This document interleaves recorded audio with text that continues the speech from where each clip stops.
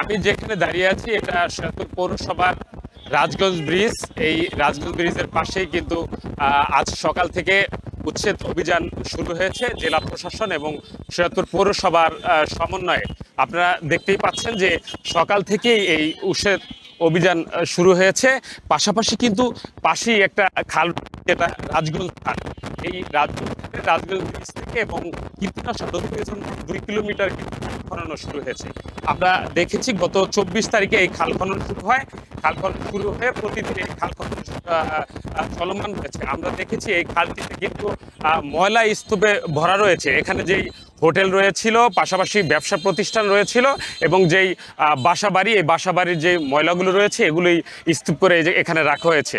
দীর্ঘদিন পর হলো সেগুলো কিন্তু পরিষ্কার করা হচ্ছে। এই খালটাকে প্রবাহমান করার জন্যই উদ্যোগ নিয়েছেন। আমরা এখানে কিন্তু যেই সকালে উচ্ছেদ অভিযান হয়েছে, এই উচ্ছেদ অভিযানে 9টি ছোট বড় ব্যবসা প্রতিষ্ঠান কিন্তু উচ্ছেদ করা হয়েছে। সাথে যদি কথা বলি,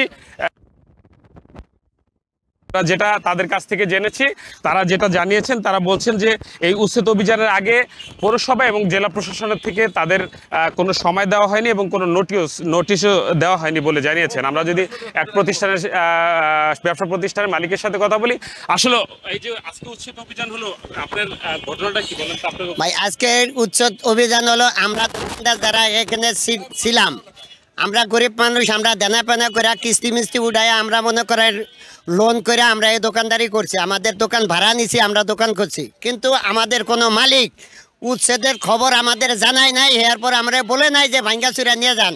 তা আজকে হাত খায়া দেখি কালকের ভিতরে আমাদের বলছে, কালকে সকালে আমাদের বলছে যে আপনাদের এই টাইম দেওয়া হলো, কালকে সকালের ভিতরে আপনারা উচ্ছেদ অভিযান করে এটা নিয়ে যাবেন। কিন্তু আমরা কালকের ভিতরে নিতে পারি নাই, আমরা মানুষ পাই নাই, আমরা মিস্ত্রি পাই নাই। একটা মিস্ত্রি আমাকে তো 2000 2,500 টাকা করে চাইছে, কিন্তু আমরা মিস্ত্রি পাই নাই।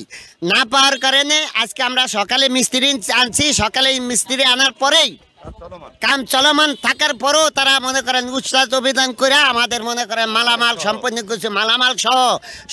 কিছু সহ আমাকে ভাঙ্গা দিচ্ছে। কিন্তু আমরা হাজার হাজার টাকা কিস্তি উঠায় আমরা মনে করেন এই প্রতিষ্ঠান করছি, কিন্তু আমাদের সেই ঋণ, আমরা যেই ঋণগ্রস্ত আছি, এই ঋণের কি হবে আর আমরা কি বাঁচবো? আমাদের আপনারা তদন্ত করে দেখেন আমাদের কার কি আছে। আমাদের কেউ খাওয়ার মতো মনে করেন একটা নাই যে আমরা অন্য খানে গিয়া খাইমু কি, আমরা এই কিস্তি দিব, আমরা কিছু এই ঋণগ্রস্ত।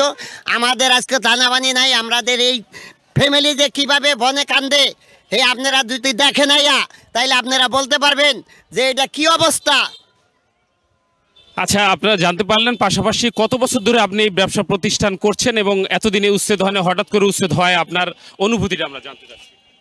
এই ব্যবসা প্রতিষ্ঠান আমাদের 16 বছর, 16-17 বছর। তো এই 16-17 বছর মনে করেন যে আমাকে কোনো কিছু জানায় নেই। আজকে হঠাৎ গত একদিন আগে বলছে যে আগামীকালকের মধ্যে আপনারা এগুলি নিয়ে যাবেন। একদিন এই মাল সামানা সরাইতে তো সম্ভব না, মাল সামানা সরাইতে পারি নাই। বা এই যে মিস্ত্রি আজকে লইছি, লওয়ার পরে মিস্ত্রি কাজ করতে আছে, এই কাজের মনে করেন এগুলি সব ভেঙে হালাইছে। এই বক্তব্য। আপনাদের দাবি কি? আমরা কিভাবে বাঁচবো, ক্ষতিপূরণ আমাকে কিভাবে এটা নিয়ে আমরা বাঁচতে পারি? আমাকে কিস্তি মিস্তি আছে, লক্ষ লক্ষ টাকা কিস্তি উঠে আমরা ব্যবসা দিছি, এখন আমরা এটা কিভাবে দিব, এটি আমাদের দাবি। আচ্ছা, আপনারা জানতে পারলেন যে ব্যবসা প্রতিষ্ঠান যারা মালিক রয়েছেন তাদের মন্তব্য জানতে পারলেন। আমরা এই মুহূর্তে কথা বলতে চাচ্ছি যে পালং বণিক সমিতির যিনি সাধারণ সম্পাদক রয়েছেন, পাশাপাশি সৈয়দপুর পৌরসভার সাবেক কাউন্সিলর। আসলে এই যে উচ্ছেদ অভিযান চলছে অথবা খাল খনন চলছে, এটা কিভাবে দেখছেন আপনি? এটা মূলত জেলা প্রশাসক এবং পৌরসভা কর্তৃক যৌথ একটি অভিযান অভিযান বলা চলে। তারা আমার সাথে, আমি পালংবাজার বণিক সমিতির সাধারণ সম্পাদক হিসাবে, তারা আমার সাথে সভাপতির সাথে আলোচনার মাধ্যমে মূলত খালটা প্রথম আমাদের বলেছিল যে পরিষ্কার করবে, কিন্তু পরিষ্কার করতে যে এখন উচ্ছেদে পরিণত হয়েছে।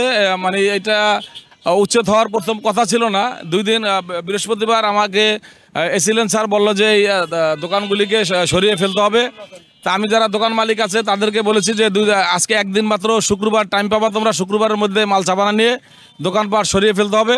কিন্তু মিস্ত্রি না পাওয়ার কারণে দোকানদার যারা তারা মূলত শুক্রবার মিস্ত্রিরা কাজ করে না, সেই কারণে মিস্ত্রি পায় নাই বিদায় আজকে তারা সকাল ভোর থেকে মিস্ত্রি নিয়ে কাজ করা শুরু করছিল এবং তাদের মালসাবানা ঘর ভাঙা শুরু করছিল। ইতিমধ্যেই ভাঙা মিস্ত্রি কাজ চলমান অবস্থায় ভেকু দিয়ে হঠাৎ করে পুরা মালসাবানা ঘর দুয়ার সব মানে ভেঙে একদম একাকার করে ফেলেছে। তাতে ব্যবসায়ীরা অনেকটাই ক্ষতির ভিতরে পড়েছে। যদি আর 2টা দিন টাইম দেওয়া হতো তাহলে আমাদের জন্য যারা ব্যবসায়ী আছে, সাধারণ আমি যেহেতু ব্যবসায়ী প্রতিনিধি, ব্যবসায়ীদের অনেক বেশি উপকার হতো। যেহেতু সরকারি জায়গা 352 নম্বর দাগে 48% জায়গা পুরাটাই খাস। আমি বণিক সমিতির সাধারণ সম্পাদক হিসাবে আমার দাবি যেটা হলো, আগে RS দাগ ধরে 352 নম্বর দাগটা এটাকে ডিমার্কেশন করে এই 352 নম্বর দাগের ভিতরে যত স্থাপনা আছে, আমার দাবি যেটা জেলা প্রশাসক মহোদয়ের কাছে এবং বর্তমানে যিনি পৌরসভার দায়িত্বে আছেন জেলা প্রশাসক মহোদয়, প্রশাসন মহোদয়, ওনার কাছে বিনীত অনুরোধ যে 352 নম্বর দাগটা একটি পরিপূর্ণ 1 নম্বর খাস খতিয়ানের জায়গা, এই জায়গাটাকে পরিপূর্ণভাবে যদি উচ্ছেদ করা হয় তাহলে এখানে দেখা যায় আজকে 3-4টা ঘরকে উচ্ছেদ করা হয়েছে, কিন্তু এই দাগের ভিতরে আমার জানা মতে আরও 20 থেকে 25টা স্থাপনা আছে। সব যদি এই স্থাপনাকে অপসারণ করে এবং খালটাকে সুন্দর করে পরিষ্কার পরিচ্ছন্ন রাখে তাহলে আমরা এলাকাবাসী উপকৃত হব।